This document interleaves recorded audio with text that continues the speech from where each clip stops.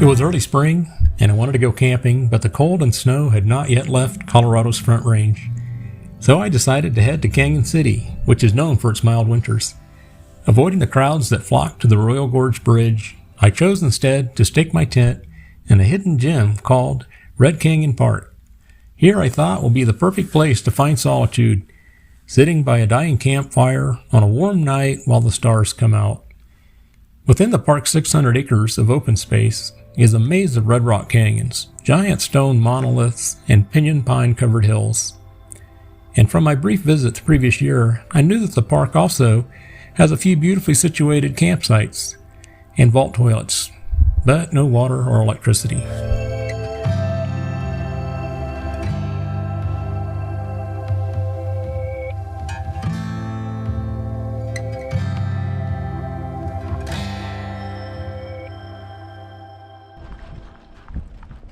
Thank you. You're welcome.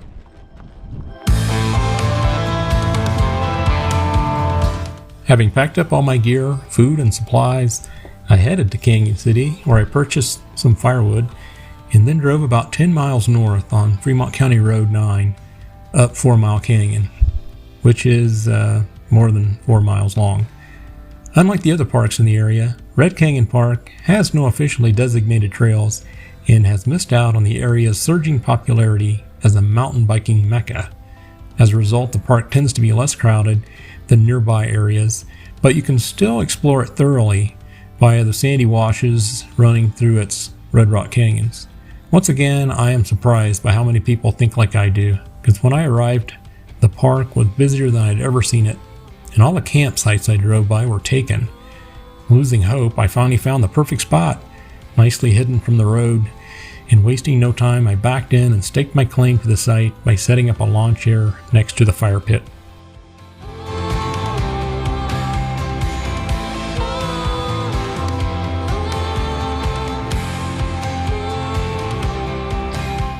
It was now time to go exploring. During my previous visit, I had only had enough time to hike through the rock formations at the upper part of the main canyon. Now I was excited about going into the lower part, which starts where the park road crosses the dry wash coming out of the canyon's mouth, just about a mile or so up from the park's entrance. The dry stream bed here is sandy and full of smooth cobblestones, some of which were once embedded in the sandstone of the walls. This sandstone belongs to the Fountain Formation, which runs for hundreds of miles, mostly underground, along the leading edge of the Front Range foothills. This geologic formation occasionally surfaces and receives great acclamation and praise in places such as Boulder's Flatirons, Denver's Red Rocks Amphitheater, Roxborough State Park, the Garden of the Gods, and finally here, in the walls of this little-known canyon.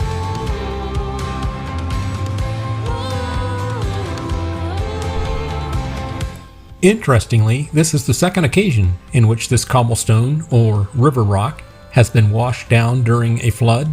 The first was when it was initially eroded from the ancestral Rocky Mountains, after which it became completely encased in a layer of finer sediment that over the millennia hardened into the sedimentary rock known today as the Fountain Conglomerate.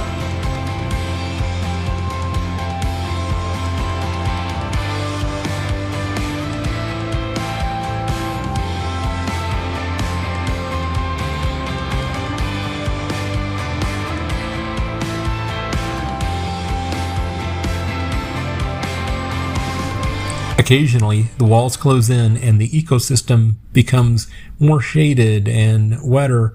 Here, in this relatively protected environment, there is a profusion of growth and even some tall pines, but mostly deciduous trees and shrubs, many of which are still without their leaves at this point in the season.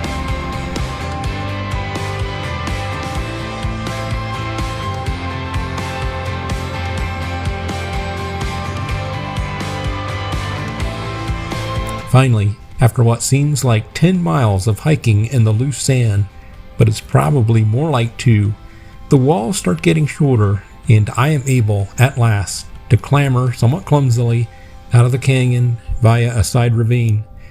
It is a different world above, and the change is dramatic. Vast stands of pinyon pine and gnarled juniper cover a rust-red landscape. Unbroken views stretch to far-off ridges, miles in the distance, and the boundless expanse of deep blue sky draws me from the depths of the canyon.